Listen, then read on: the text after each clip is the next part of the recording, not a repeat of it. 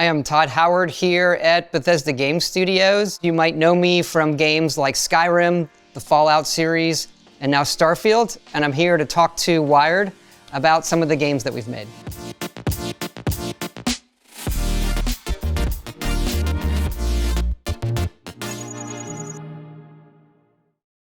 What people don't know about this game is one of the first full 3D shooters where you look at controls today with mouse-look controls and using WSAD. This is the first PC game to ever do it. I had just started at Bethesda. This is in the mid-90s. Team sizes were small. We're talking like 10 people, 12 people, tops. Everybody had to do a lot of different things. So I did a bit of programming. I was producing. I did level design. I became the sound effects guy. What's fun with this is the old manual that came with the game. And there's a sketch in the back. There's a lot of cool artwork here. And one of our concept artists did a sketch of the core team here, positioned as if we were the resistance in the Terminator world. And there's me in the back. And I remember David Plunkett here, the artist who drew it, just said, "Todd, I gave you the biggest gun." Whenever you're on a team, even if it's 4 people or 400 people, learning how to use everybody's skills and work together is, what gets you the best game. So, a couple of these games, starting with Terminator, is the beginnings for me at Bethesda. And there's a couple of different phases and chapters in terms of the games we made, the platforms that we're on, and how everybody worked together.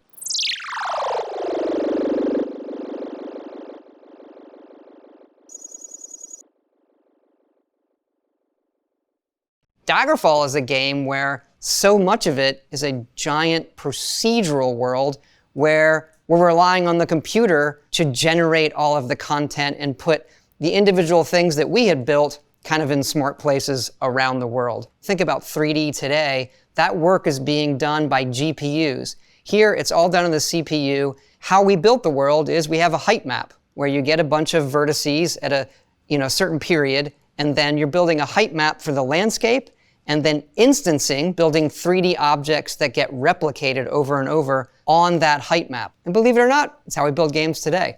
It also pushes for us, as we do role-playing games, what kind of character that you're gonna create. So Daggerfall's character system really is this jump up in terms of defining yourself, what are the advantages of your character, what are the disadvantages of your character, and brings in for the first time the Elder Scrolls skill system that so many people know now from games like Skyrim. And this game had a lot of success, really brought the Elder Scrolls to a new audience.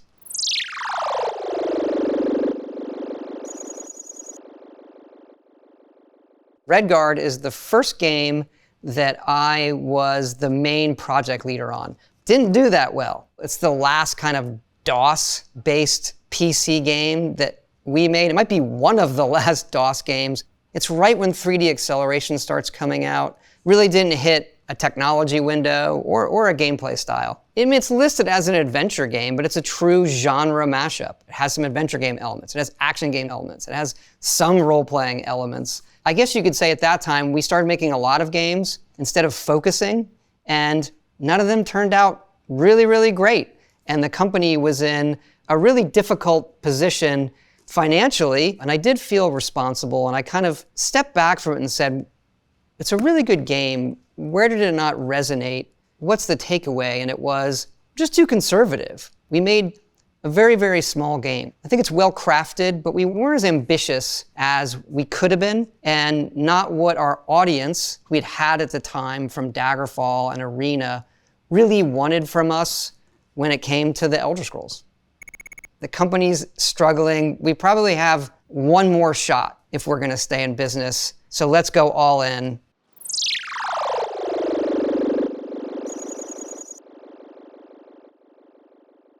The company was kind of sold to ZeniMax Media, a new company, and reformed around that.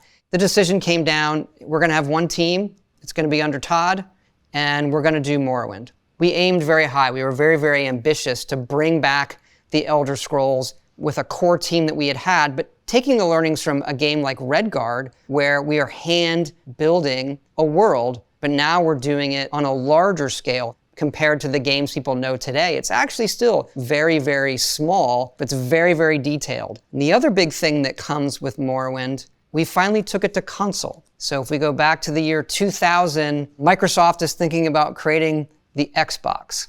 And technically, it was great for us, right? It's a very PC-styled console, has a hard drive, so many things that we would be looking for in a console. And the big question was, how do we, translate the controls and all of those things? Fortunately, we are all here today because this game was a huge success. I was stunned. Obviously, it did well on the PC, but on Xbox at the time, it became the second best-selling game behind Halo.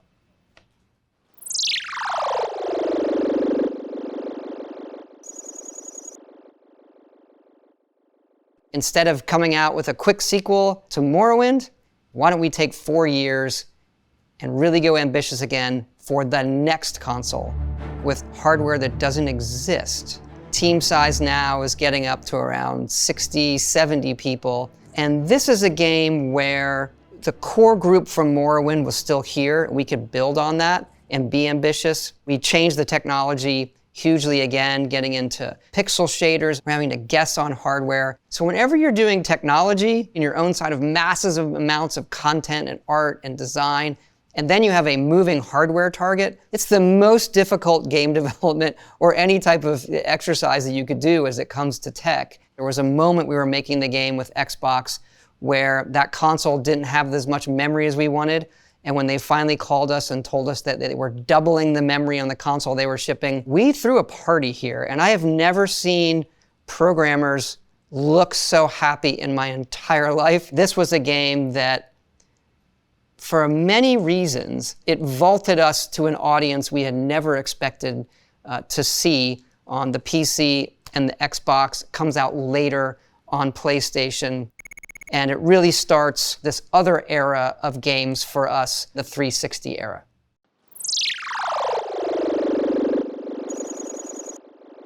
We were asked, what else does the team want to do? What do you want to do, Todd? It'd be good to have more than one franchise or one game every 4 to 5 years. At the top of our list was Fallout.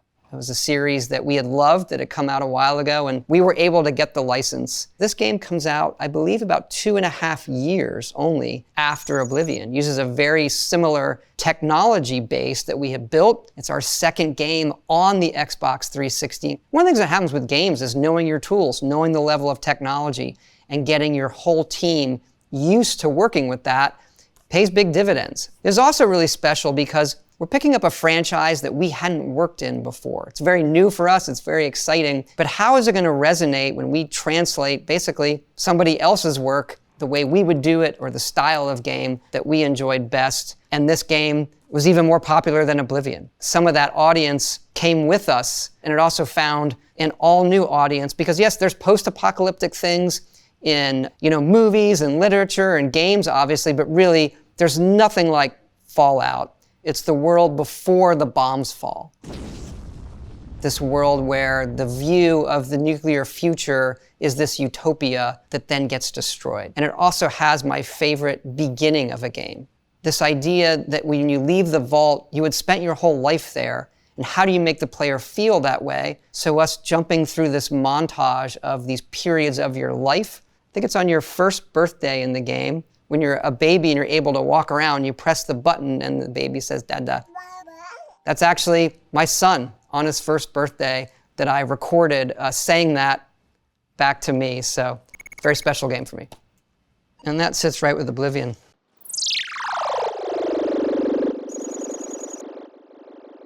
Well, I think the one we're best known for is Skyrim. Now the team has grown. Now we're about 100 people. And you're looking at a team that grew from Morrowind to Oblivion to Fallout 3 and then to Skyrim. We were really firing on all cylinders in Skyrim, and it shows. We also started pushing the modding community. Modding is when you modify a game. You take it, you change something. People want to create their own adventures or artwork or anything. Our games allow it. We're huge fans of it. It's kind of how I started back on the Apple II, changing other games.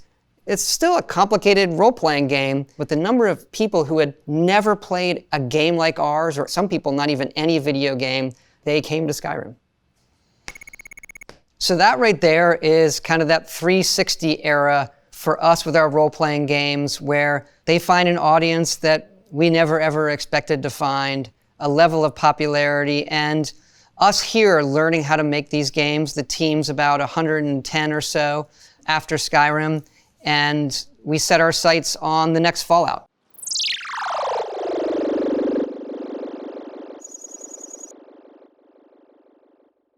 Skyrim is the first creation engine game where we had redone a lot of the technology that then feeds into Fallout 4. New scripting system, how we're handling all of the NPCs and the AI, the era of Xbox One, right? Where the technology level jumps up again.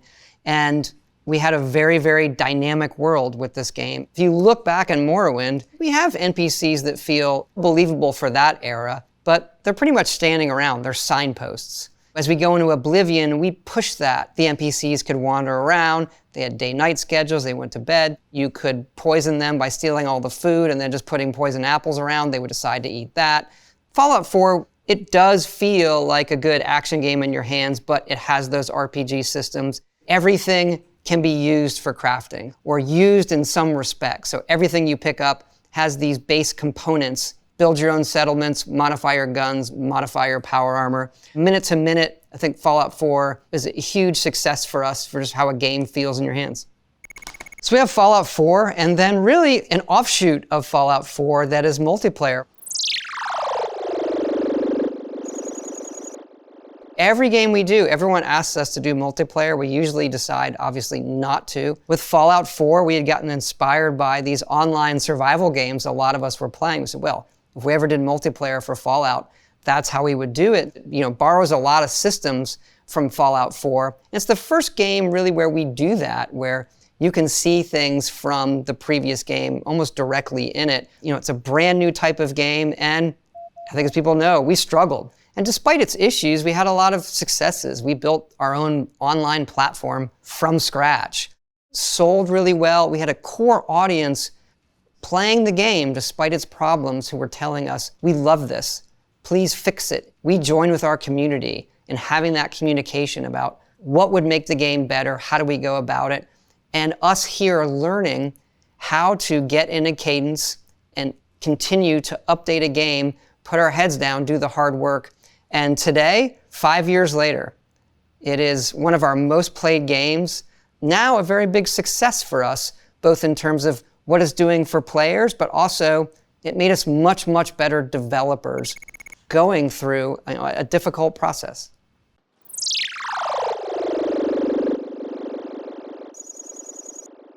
This is an all-new experience. The most ambitious game that we've made, and the scale of it dwarfs everything that we had done so far.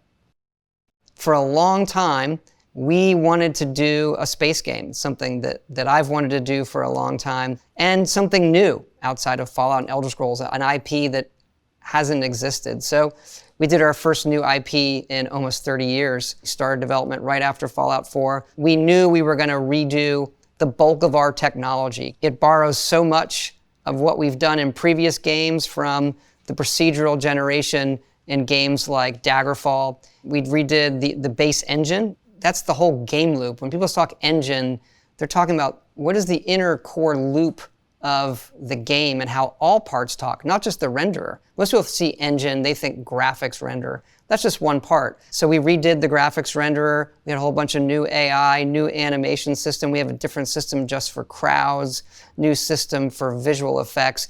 And so much of it was new. This project obviously took us a while, and a number of things also happened during this time. We're jumping up in hardware into the Series X and S on Xbox. The pandemic happens, obviously affected everybody in the world, and we became fully part of Xbox as part of them now with this game. You know, each of them on their own create a challenge. All of those things together made this one a challenge, but one that was really, really thrilling for all of us here. And if you see the original pitch of Starfield, go back 10 years ago, the tone, the way the game feels really, really sticks to it. Look what I made here. After Redguard, the company changes, and now we're part of ZeniMax. We almost had to reset ourselves and who we were coming into Morrowind, and then we build off that. These share a very similar technology base in the same way these share a technology base, and now this does. If we meet again, there'll be an Elder Scrolls 6 here. You're talking to me, but there's 450 people here. And we still have people that work on 76 and a team there and doing updates for these games. We have about 250 on Starfield. These only exist because of all of those people and us working together. That's why the games are so big. That's why there's so many moving parts and so many interesting things that people will find, is that comes from everybody here and all of them putting something special of themselves into it. You know, seeing it visually, even though they're obviously digital, the boxes make it tangible. These are these things. They have kind of their own personalities. And I'm going back and picturing the faces of the people here that I've made them with. There have been so many people that have been on the journey with us here, and can't wait to continue it together.